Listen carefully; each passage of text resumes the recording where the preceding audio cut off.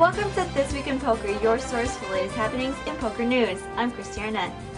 The Pokerstars World Championship of Online Poker kicked up yesterday with event number 1, a $215 buy-in Nullum Hold'em 6 Max event. The guaranteed prize pool of $1.25 million was surpassed to $1.7 million by the 8,583 entrants. After a heads-up chop, first place was awarded $234,000. This tournament series has seen enormous growth since the inaugural installment in 2002. The main event 7 years ago awarded a top prize of $65,000. Last year, Carter King won nearly $1.3 million for first. This year, the main event has a prize pool guarantee of $10 million and will take place on September 20th. In other tournament series news, it was announced this week that the $40,000 buy-in Nullum Hold'em event won't be returning for the 2010 World Series of Poker. We've got Communications Director for the WSOP, Seth Palanksy, on the phone to talk about that, as well as other changes already in the works for next year. Hi Seth, how are you doing? Great, Christy. Thanks for having me. No problem. Well, we want to talk to you about the changes that you guys are thinking about for the 2010 World Series of Poker, and the first one that I want to talk about is that the 40K is not returning. Is that right? Well, not entirely. Nothing's been solidified yet, but it's looking more likely that that will be the case. I mean, it was never intended. Last year was the first year we offered it, and it was only because it was our 40th annual WSOP. So, we're looking at other things, or maybe another high buy-in event. We're going to test things here. We're going to send something to the PAC shortly to get their input, but nothing's been finalized. I should make that clear. Okay. Yeah, it's funny when, of course, it was for the 40th anniversary, and it would be kind of weird to have a 41st anniversary, with a $41,000 buy-in. But I've definitely talked to a lot of pros, and they really like the idea of sort of having a high roller event.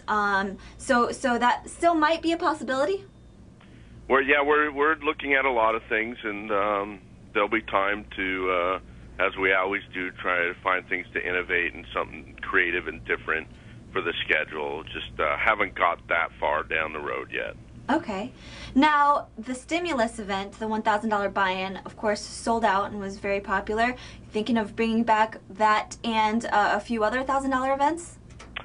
Yeah, definitely that's the case. I think we learned something very valuable this year, that there's clearly two tracks at the World Series of Poker, and that's either players coming there for the first time and looking to test themselves at the entry-level buy-in, or players whose bankroll only supports them playing in the lower buy-in events. So we're definitely going to have the track for the pros and the people who do poker full-time and want the higher buy-in events and the more variety of poker games, but something that worked very well, and we found over the last few years that we have to continue to feed that need, and that's the lower buy-in events that the mass poker player can all enjoy. What did you guys think of using the triple the chips rule for starting stacks? Did that work out well? Yes, I mean, as you know, poker players are a finicky bunch and often tell you when they have things they don't like, but we've heard only positive things about the triple starting chips and the structures from the event this past year. So there's really no reason to do anything different there, give the people what they want, and it seemed to work very well. Okay. Are there any other changes that I haven't brought up that you guys have kind of spoken about and are looking forward to for 2010?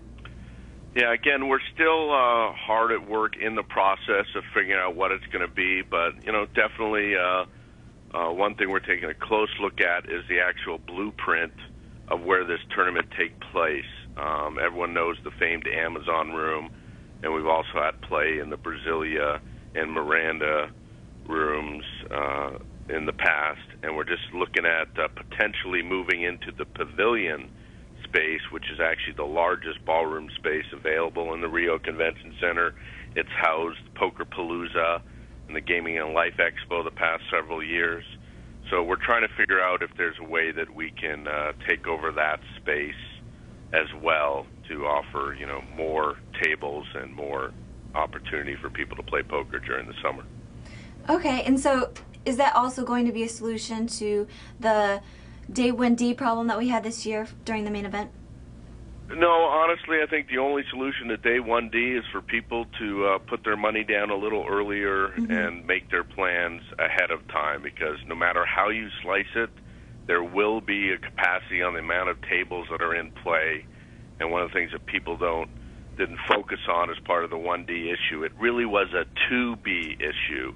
It was the fact that the returning players who survived days 1C and D had to collapse into one field and play on day 2B, and we just couldn't accommodate that further on in the tournament. So everything has a ripple effect, and I think the only way to avoid it is we'll never be able to predict how many people are going to show up and play the event, but we have reached the status of a world-class sporting event as it relates to the main event, and if people want to participate, the only way to guarantee it is to make their plans early enough.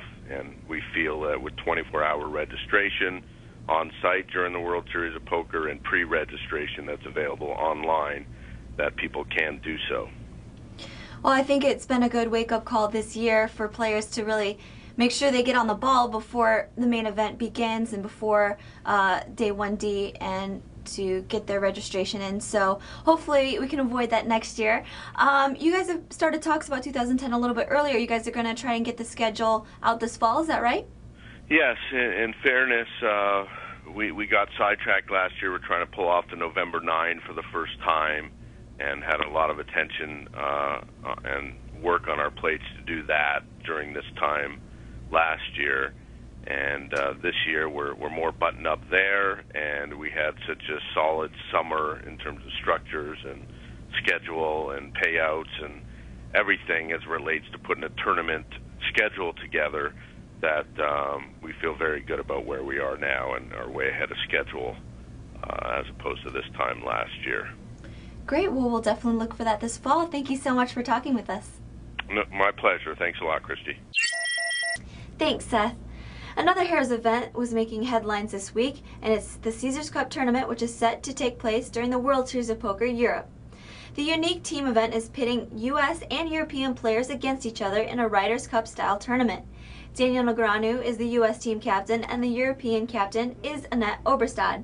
So far, Negreanu has chosen Phil Ivey, Phil Hellmuth, John Juanda, Doyle Brunson, and Jennifer Harmon for his team.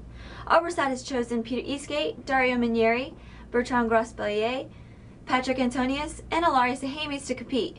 Each captain has 2 more picks left to go before the teams square off on September 25th in London's Casino at the Empire.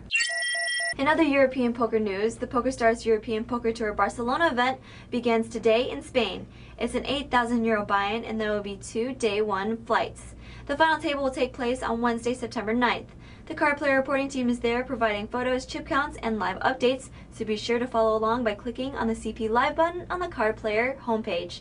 Last year it was Sebastian Ruthenberg who won this event to take home almost €1.4 million. Thanks for tuning in to This Week in Poker. Have a great weekend. I'm Christiana for Card Player TV.